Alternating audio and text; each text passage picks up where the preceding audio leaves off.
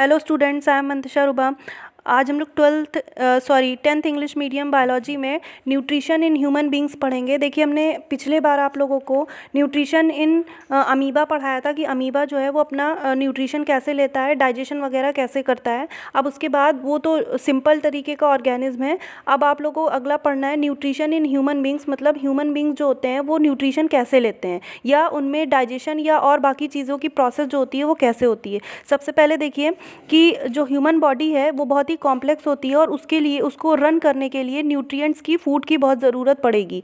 तो आप जब उसको फूड को इनटेक करते हैं, फूड को लेते हैं, तो ये प्रोसेस जो होती है वो न्यूट्रिशन कहलाती है। उसके बाद जब न्यूट्रिशन आप लेते हैं, फूड बॉडी के अंदर जाता है, तो वो बॉडी के अंदर जाने के बाद सिंपल फॉर्म में टूटता है। तो किसी भी कॉम्प्लेक्स फूड मटेरियल का सिंपल फॉर्म में टूटना जो होता है वो डाइजेशन कहलाता है। और ये डाइजेशन जो होता है ये हमारी बॉडी में एक बहुत ही वेल डेवलप्ड सिस्टम में होता है जिसका नाम है डाइजेस्टिव सिस्टम। तो हमारी जो ह्यूमन बॉडी है उसमें एक पूरा वेल डेवलप्ड डाइजेस्टिव सिस्टम पाया जाता है, जिसमें क्या होता है कि फूड जब हम इंटेक करते हैं तो वो फूड जो है वो कॉम्प्लेक्स फूड से कन्वर्ट हो जाता है सिंपल फूड मटेरियल में। उसके बाद फिर उससे एनर्जी बन जाती है और उसी एनर्जी को आप लोग यूटिलाइज करते हैं अपनी डेली लाइफ में।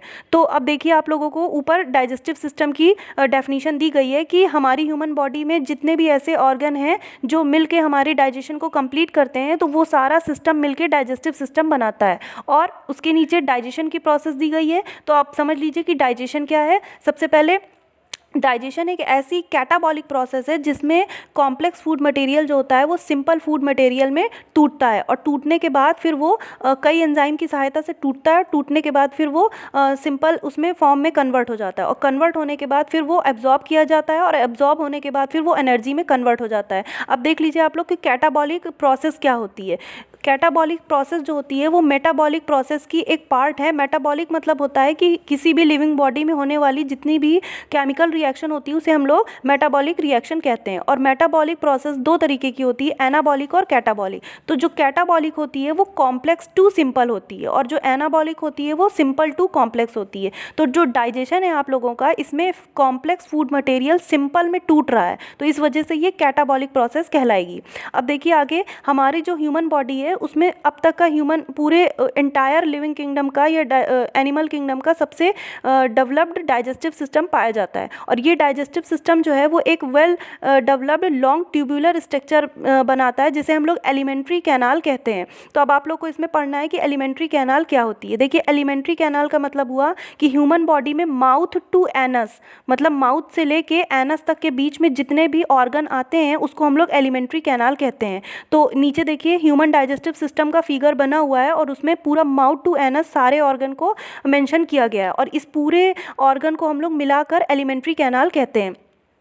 अब देखिए, एलिमेंट्री कैनाल कहाँ से स्टार्ट होती है। सबसे पहले माउथ और बक्कल कैविटी से इंटर होता है फूड, उसके बाद स्लैवरी ग्लैंड, फिर उसके बाद पाइप लाइक स्ट्रक्चर जिसे आप लोग फूड पाइप कहते हैं, ओसियोफेगस। ओसियोफेगस के बाद नीचे स्टोमक, ये आपका मेन पार्ट है। उसके बाद स्टोमक के बाद आपके स्मॉल इंटेस्टाइन और लार्ज इंटेस्टाइन और उसके बाद रेक्टम एंड एनस। इसके साथ साथ कुछ ग्लैंड्स भी हैं जो डाइजेशन में हेल्प करती हैं बहुत सारे एंजाइम को सिक्रीट करके, जैसे कि लीवर जो आपकी ह्यूमन बॉडी की सबसे बड़ी ग्लैंड है, उसके बाद गाल ब्लैडर, पैंक्रियाज। तो ये सारी ग्लैंड जो हैं वो ह्यूमन बॉडी में डाइजेस्टिव सिस्टम में कुछ एंजाइम सिक्रीट करती हैं जिससे जो डाइजेशन है वो आसान हो सके। तो आपका माउथ से लेके एनस तक का जितना भी ऑर्गन इसके अंदर आएगा ये पूरा जो है आप लोगों का एलिमेंट्री कैनाल कहलाएगा। तो अब आप लोग को पूरा यही तैयार करना है कि एलिमेंट्री कैनाल क्या होती है और ह्यूमन में न्यूट्रिशन कैसे होता है। आगे आप लोग को हम डीपली एलिमेंट्री कैनाल के बारे में पढ़ाएंगे कि एलिमेंट्री कैनाल क्या होती है और उसमें कौन कौन से ऑर्गन्स आते हैं और उनका क्या क्या फंक्शन होता है। इतना आप लोग लिख के नोट्स में तैयार कर लीजिएगा। Thank you.